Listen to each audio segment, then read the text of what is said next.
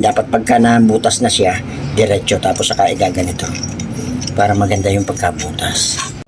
Ito i-share ko lang kung paano gamitin yung welding sa pagbutas ng bakal. Dapat ito kapag i-welding, diretso lang, wag aalisin. Dapat diretso lang, talagang hanggang di nabubutas, wag aalisin.